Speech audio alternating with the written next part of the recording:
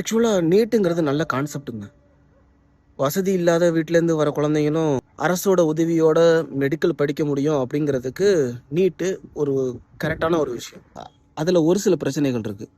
என்னென்னா, மாநில அரசுகளோட பாடத்திட்டங்களை விட மத்திய அரசோட பாடத்திட்டங்கள் முற்றிலும் வேறுபாடாக இருக்குது. மாநில அரசுகள் தங்களோட பாடத்திட்டங்களோட தரத்தை மத்திய அரசோட பாடத்திட்டங்களோட தரத்துக்கு ஈக்குவலாக மாற்றணும். மாற்றினா எல்லா மாணவர்களாலையும் போட்டி போட முடியும். தமிழ்நாட்டில் இருக்கிற மருத்துவக் கல்லூரிகளை கட்டுறது மாநில அரசுகள். ஆனால் அதில் யார் படிக்கணும்னு முடிவு பண்ணுறது மத்திய அரசாங்கமா அப்படிங்கிற ஒரு கேள்வி இருக்குது. மாநில அரசுகள் அந்த மருத்துவக் கல்லூரிகளை நடத்துறதுக்கும் மேம்படுத்துறதுக்கும், அங்கே வேலை பார்க்குற ஊழியர்களுக்கு சம்பளம் கொடுக்கறதுக்கு, அப்புறமேலு அதை மேம்படுத்துறதுக்கு என்னென்ன செலவுகள் ஆகுதோ எல்லாத்துலேயும் மத்திய அரசுக்கிட்ட மாநில அரசுகள் ஒரு பகுதியை, ஒரு ஷேர் அமௌண்ட்டை வாங்கிக்கிட்டால் இதுக்கு ஒரு தீர்வாக இருக்கும்னு நினைக்கிறேன்.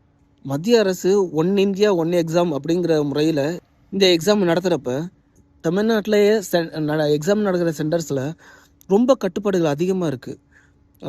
துப்பாட்டர்லேருந்து தோல் வரைக்கும் எல்லாத்தையும் பிடிங்கிட்டு விட்டுறாங்க.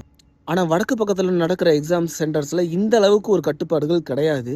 ப்ளஸ்ஸு நிறைய முறைகேடுகளும் விதிக்கேடுகளும் இருக்குது.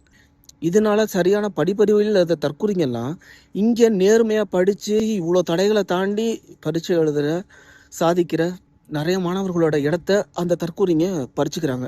இதெல்லாம் தான் நம்ம ஆக்சுவலாக கேட்க வேண்டிய கேள்வி. ஆனால் நம்ம என்ன சொல்கிறோம்? எக்ஸாம்ஸே வேணான்னு சொல்கிறோம். பட் இந்த எக்ஸாம்ஸும் இல்லைன்னா என்ன ஆகும்?